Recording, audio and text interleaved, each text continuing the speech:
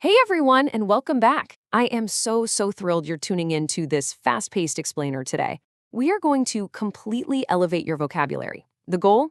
To get you sounding exactly like a native speaker on your very next global adventure. We're pulling straight from the traveler's lexicon to unlock those essential travel idioms that native speakers actually use in everyday life. So get ready to level up.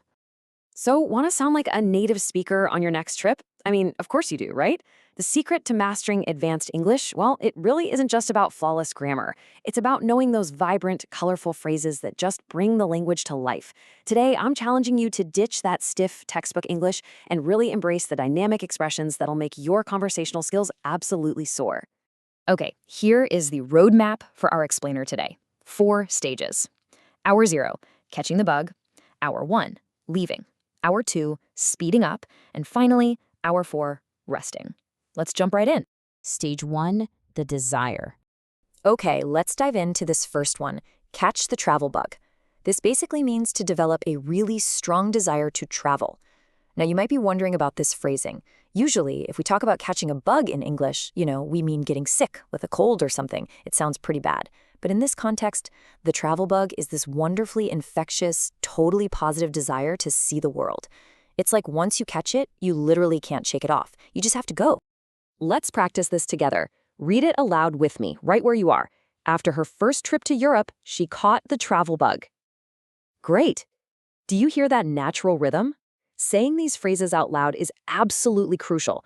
It's exactly how you train your brain to retrieve them effortlessly, when you're actually chatting at a cafe in London or hanging out in a hostel in Sydney. Stage 2, the departure. Now, what's really interesting about this one is the literal imagery. Hit the road. It means to begin a journey. But just picture the physical action for a second. Imagine your car sitting in the driveway. The exact second you shift into drive and pull out, the rubber of the tires actually smacks against the pavement, right?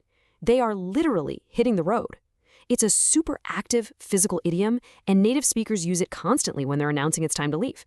Let's apply it to a real-life situation. We need to hit the road early to avoid traffic.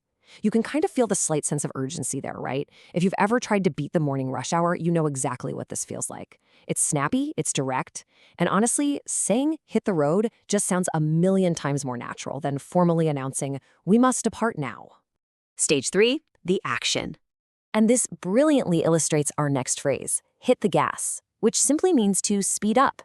Just like hitting the road, this one relies on direct physical action. You are physically pushing your foot down hard, hitting the gas pedal to force a vehicle to go faster. But here's the kicker. Native speakers don't just use this for driving. We use it figuratively too, whenever we need to accelerate a process or just hurry up. Let's try capturing the emotion on this one. Notice those exclamation marks. We're late. Hit the gas. You kind of have to say it fast. Say it with a little bit of panic. The emotional context is the whole shebang here. You wouldn't whisper this calmly. No way. You'd yell it from the passenger seat when you realize your flight board's in like 20 minutes. It perfectly captures that sudden, desperate need for speed.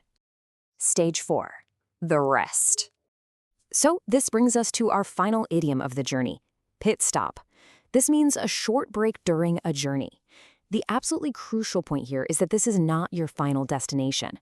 The phrase actually comes from the world of car racing. A race car zips into the pit for a quick tire change and some fuel before zooming back out onto the track. In everyday travel, it's just a temporary, much-needed pause to refuel your body or your car before keeping on. Check out this super relatable example. Read it with me. Let's make a pit stop for coffee before continuing the drive. I mean, I don't know about you, but this is literally the most important part of any road trip for me. It's just warm, it's relatable, and using pit stop instead of short break instantly tells anyone listening that you have a really comfortable, natural grasp of advanced English. Your turn. Okay, we have completed our 4 stages from catching the bug all the way to making our pit stop.